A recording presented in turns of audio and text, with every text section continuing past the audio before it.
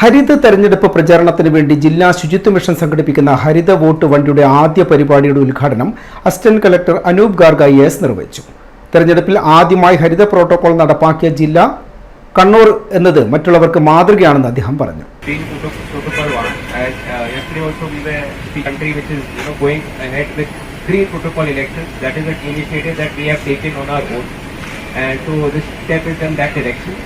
At the same time, I've been told that this green protocol will go to all the 11 LACs and create awareness among the people regarding use of green protocol, that is avoiding the use of plastic and ensuring wherever possible we protect our environment in every single step that we take in our day-to-day lives.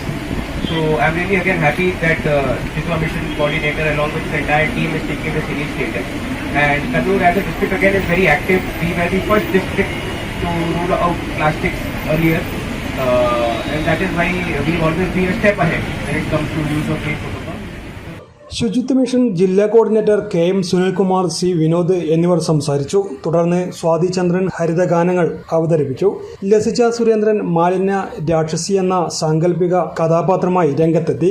മാലിന്യമെല്ലാം തന്റേതാണെന്ന് അവകാശപ്പെടുന്ന മാലിന്യ രാക്ഷസി പോലും താങ്ങാനാവാത്തത്ര മാലിന്യമാണ് തെരുവിൽ വലിച്ചെറിയപ്പെടുന്നതെന്ന് വിലപിക്കുന്നു. പൊതുജനങ്ങളുമായുള്ള സംവാദത്തിൽ രാജീവ് തലശ്ശേരി സമ്മാനം നേടി. ജില്ലാ ശുചിത്വ മിഷന് വേണ്ടി C വിനോദിന്റെ നേതൃത്വത്തിലുള്ള കണ്ണാടിപ്പറമ്പ് ഗ്രാമകേളിയാണ് പരിപാടി അവതരിപ്പിക്കുന്നത്. K വത്സല, കമലാക്ഷി, ഷിംന മഹേഷ്, വിദ്യ K, വന്ദന എന്നിവരാണ് പിന്നണിയിൽ പ്രവർത്തിക്കുന്നത്. ഹരിത വോട്ട് വണ്ടി ബുധനാഴ്ച തളിപ്പറമ്പ്, ഇരിക്കൂർ, പേരാവൂർ, മട്ടന്നൂർ മണ്ഡലങ്ങളിലെ പ്രധാന കേന്ദ്രങ്ങളിൽ പരിപാടി അവതരിപ്പിക്കും.